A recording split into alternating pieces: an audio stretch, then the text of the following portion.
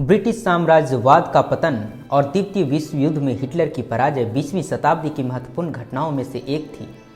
भारत की आज़ादी ब्रिटिश साम्राज्यवाद की पतन की शुरुआत थी और भारत की आज़ादी की कहानी महात्मा गांधी के जिक्र के बिना पूरी हो जाए ऐसा संभव ही नहीं। वहीं द्वितीय विश्व युद्ध में हिटलर और उसके आतंक की अंत की कहानी तब के ब्रिटिश प्रधानमंत्री विंस्टन चर्चिल के बिना अधूरी है। गांधी और चर्चिल दोनों अपने जमाने के धुर विरोधी थे। चर्चिल साम्राज्यवाद के समर्थक थे। वे किसी भी हाल में ब्रिटिश साम्राज्यवाद की प्रगति चाहते थे, ब्रिटिश साम्राज्यवाद को बचाना चाहते थे। वहीं गांधी का सबसे बड़ा सपना ब्रिटिश साम्राज्यवाद को बर्बाद होते देखना था। गांधी और चर्चिल के रिवेलरी के कई किस्से मशहूर हैं। पहली घटना वर्ष 1930 की है। यह वही दौर है जब गांधी जी ने सविनय अवज्ञा आंदोलन शुरू किया था। ब्रिटिश हुकूमत ने गांधी जी समेत सभी बड़े नेताओं को गिरफ्तार कर लिया, लेकिन आंदोलन फिर भी नहीं रुका। वह देश के कोने कोने तक फैल गया। 1931 में सभी नेताओं को जेल से रिहा कर दिया गया।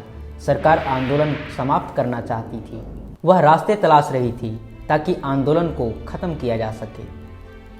तब के वाइसराय लॉर्ड इरविन ने कांग्रेस को बातचीत के लिए आमंत्रित किया। कांग्रेस ने गांधी जी को वाइसराय से बातचीत के लिए अधिकृत किया। 5 मार्च 1931 को महात्मा गांधी लॉर्ड इरविन से मिलने वाइसराय भवन, जो अब राष्ट्रपति भवन है, पहुंचे। इस पर विंस्टन चर्चिल, जो तब कंजर्वेटिव पार्टी के नेता थे, ने प्रतिक्रिया देते हुए कहा, एक अदना सा वकील जो अब राजद्रोही फकीर बन गया है, वाइसराय के महल में घूम रहा है। यह बेहद घिनौना है।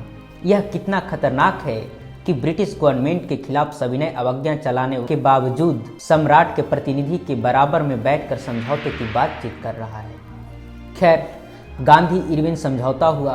गांधी इरविन समझौते के तहत गांधी जी सविनय अवज्ञा आंदोलन को रोकने पर सहमत हो गए और साथ ही लंदन में होने वाले सेकेंड राउंड टेबल कॉन्फ्रेंस में भाग लेने के लिए भी तैयार हुए। 6 महीने बाद गांधी लंदन पहुंचते हैं। वैसे तो गांधी पहले भी लंदन जा चुके थे। उन्होंने बैरिस्टरी की पढ़ाई भी वहीं से की थी, लेकिन तब वे मोहनदास करमचंद गांधी थे। उन्हें कोई नहीं जानता था। इस बार वे महात्मा गांधी बनकर जा रहे थे। लोग उन्हें एक ऐसे शख्स के रूप में जानते थे जो बिना हथियार उठाए शक्तिशाली ब्रिटिश साम्राज्यवाद को कई बार झुकने को मजबूर कर दिया था। ब्रिटेन के मजदूरों और आम लोगों को लगता था कि गांधी बहुत बड़े राजा महाराजा होंगे, जिनके आगे पीछे काफ़ी तामझाम होगा। उनके साथ उनके बॉडीगार्ड होंगे, बहुत सारे लोग होंगे, या फिर गांधी ईसा मसीह के जैसे होंगे। लेकिन जब गांधी जी जहाज से उतरे तो जो भीड़ उनके दर्शन के लिए खड़ी थी, हैरान रह गई। दरअसल गांधी के साथ कोई बॉडीगार्ड नहीं था। हाँ, उनके पीछे पीछे उनकी बकरी जहाज से जरूर उतरी थी। दरअसल गांधी बकरी का दूध पीते थे, इसलिए उनकी बकरी भी उनके साथ गई थी लंदन। गांधी जी ने लंदन में हर संभव प्रयास किया कि भारत के आज़ादी के प्रश्न को दुनिया के सामने रखा जाए। इंग्लैंड में वे विपक्ष के लगभग सभी नेताओं से मिले, ब्रिटिश प्रेस के सामने अपनी बात रखी। नहीं मिले तो बस सिर्फ विंस्टन चर्चिल से, जो गांधी से नफरत करते थे। चर्चिल ने गांधी से मिलने से इनकार कर दिया। जॉर्ज पंचम, जो उस वक्त ब्रिटेन के सम्राट थे, गांधी को बकिंघम पैलेस में चाय पर बुलाया। सम्राट के सेक्रेटरी ने गांधी जी को सख्त हिदायत दी थी कि वो सही कपड़े पहनकर सम्राट के सामने जाएं, लेकिन गांधी तो गांधी थे। वे कहाँ अंग्रेजों की सुनने वाले थे। उनका तो एक ही काम था, अंग्रेजों के कानून और प्रोटोकॉल को तोड़ना, और वह यह काम वर्षों से करते आ रहे थे। सो गांधी ने सम्राट की सेक्रेटरी की बात को अनसुना कर दिया।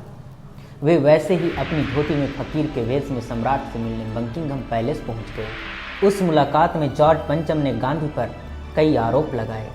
भारत में अशांति फैलाने का भी आरोप लगाया। गांधी ने मुस्कुराते हुए सम्राट से कहा, मैं तो भारतीय जनता को अहिंसा के रास्ते पर चलने की शिक्षा दे रहा हूँ, जो उनकी प्राचीन जीवन शैली है। सम्राट से मुलाकात के बाद जब गांधी महल से बाहर निकले तो एक पत्रकार ने उनसे सवाल किया, मिस्टर गांधी, आप तो पहले भी लंदन में रह चुके हैं, क्या इस तरह के कपड़ों में सम्राट के सामने जाना उचित था? गांधी जी ने जवाब दिया, मेरे हिस्से का कपड़ा तो सम्राट ने पहन रखा था। इस एक वाक्य से पूरी की पूरी ब्रिटिश मीडिया हैरान रह गई थी। कम ही ऐसे अखबार थे जिन्होंने इस वाक्य को छापा था। दरअसल इस छोटे से वाक्य से गांधी जी ने ब्रिटिश सरकार का उपनिवेशों के प्रति रवैये को उजागर कर दिया था।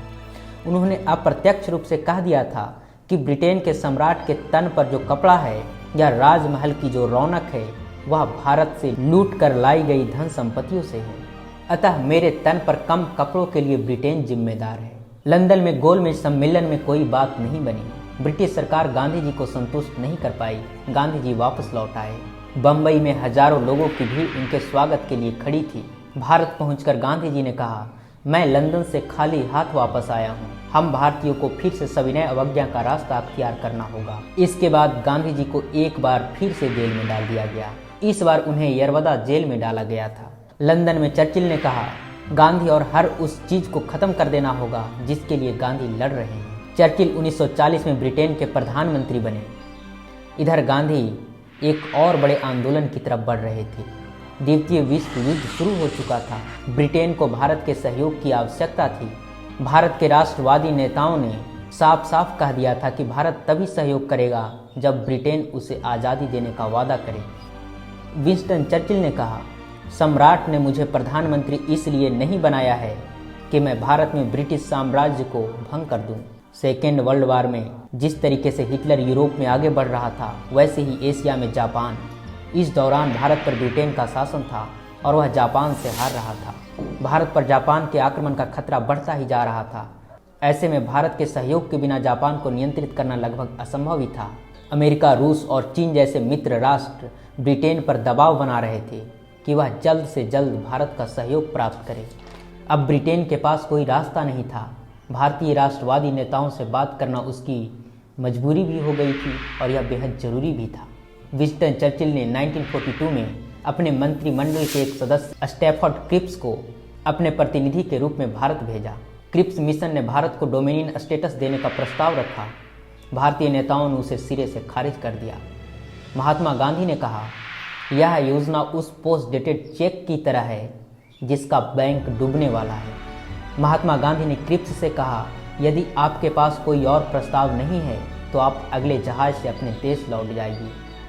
8 अगस्त 1942 को गांधी जी ने भारत छोड़ो आंदोलन का आह्वान करते हुए कहा, मुझे तुरंत आज़ादी चाहिए। आज रात को ही, संभव हो तो भोर होने से पहले। गांधी जी को भोर होने से पहले ही गिरफ्तार कर लिया गया। गांधी जी को पूना में आगा खां पैलेस में रखा गया।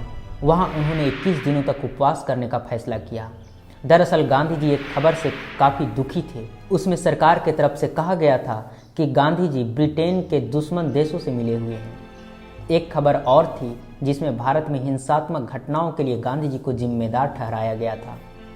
इन खबरों से दुखी होकर गांधी जी ने उपवास रखने का फैसला किया। इससे पहले जब भी गांधी जी उपवास का फैसला करते थे, ब्रिटिश सरकार उन्हें जेल से रिहा कर देती थी।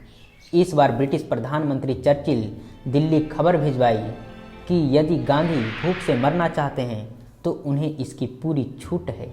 हालांकि सरकार ने इस बार भी उन्हें उपवास के 2 दिन पहले आगा खां पैलेस से बाहर जाने का प्रस्ताव दिया था, लेकिन इसमें यह प्रस्ताव भी शामिल था कि उपवास समाप्त होने के बाद उन्हें वापस आगा खां पैलेस लौटना होगा। गांधी जी ने इस प्रस्ताव को स्वीकार नहीं किया। चर्चिल ने गांधी जी के उपवास को सड़क छाप नौटंकी करार दिया। शायद चर्चिल को ये बात पता नहीं थी कि जिस उपवास को वे सड़क छाप नौटंकी बता रहे थे, उसी उपवास की वजह से उनका विशाल ब्रिटिश साम्राज्य एक दिन ताश की महल की तरह भरभरा कर गिरने वाला था। 1942 में ही बंगाल में भयानक अकाल पड़ा। लाखों लोगों की मृत्यु हुई, जिसके लिए चर्चिल को जिम्मेदार माना जाता है, क्योंकि चर्चिल की वजह से ही बंगाल में अनाज नहीं पहुंच सका। जब भारत के वायसराय लॉर्ड वेवेल ने अकाल पीड़ित इलाकों में अनाज भेजने की मांग की, तो चर्चिल ने अनाज भूख से मर रहे बंगाल के लोगों के पास भेजने के बजाय विश्व युद्ध लड़ रहे सैनिकों के पास भेज दिया। अमेरिका और कनाडा ने बंगाल के लिए अनाज भेजने की पेशकश की थी, लेकिन सरकार ने उसे भी ठुकरा दिया। ब्रिटिश प्रधानमंत्री चर्चिल भारतीय वायसराय के तार का जवाब भी नहीं देते थे। बंगाल के भीषण अकाल और मौत पर जब चर्चिल का ध्यान दिलाया गया तो उन्होंने चिढ़कर वायसराय को एक तार भेजा जिसमें संवेदनहीन सवाल पूछा गया था। उन्होंने पूछा था, गांधी अब तक मरे क्यों नहीं हैं? खैर, गांधी तो नहीं मरे, लेकिन गांधी के जीते जी भारत से ब्रिटिश साम्राज्यवाद जरूर सिमट गया।